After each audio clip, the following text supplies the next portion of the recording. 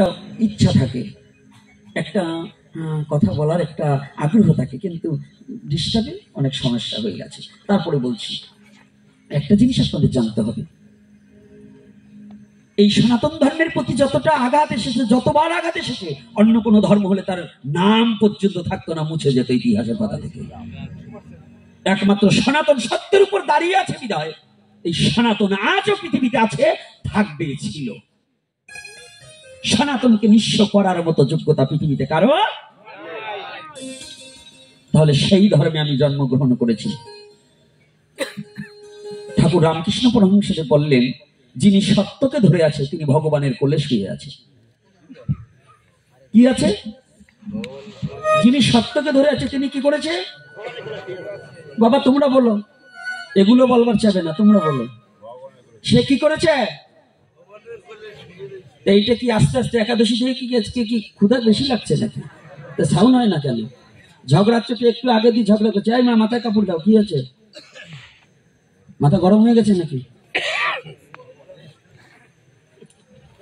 আজকে কিন্তু 1-1.5 ঘন্টা যাই প্রভু বলায়, আজকে কিন্তু মনের ভিতর রাগ আছে, সাবধান থেকে।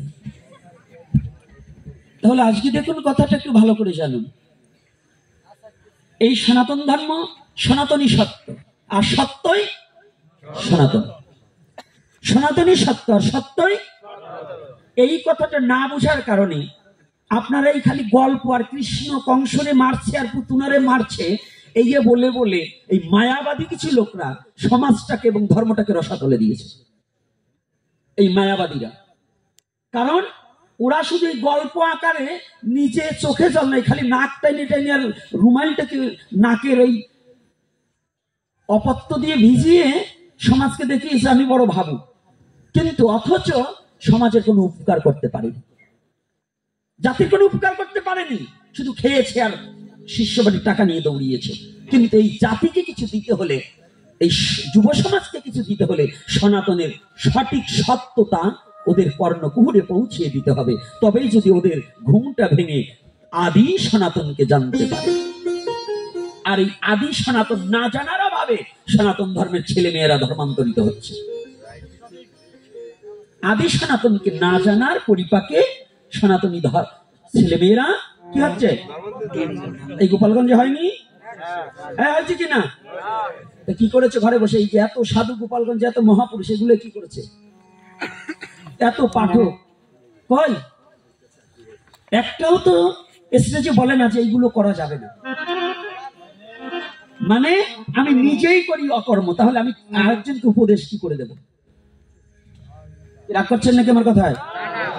আমার কথায় কষ্ট পাচ্ছেন বাবারা? না সত্য কথা বলছি, বলুন। তাহলে সত্য কি সনাতন না? সত্য কি? তাহলে সনাতনে আমি জন্মগ্রহণ করেছি, আমাকে মিথ্যা বলার জন্য না সত্য বলার জন্য? তাহলে সেই ধর্মটাই, এই আদি অন্ত সত্য কথা বলার ধর্মটাই সনাতন ধর্ম। তাহলে এখানে দেখুন আপনাকে কি শিক্ষা দিয়েছে রামলীলায়। যদি সত্য যুগেও বলতে যাই, সত্য যুগেও ভগবান তার ভক্তরা তার পিতামাতার সেবা করছে কিনা? করেছে কিনা? সম্মান করেছে কিনা?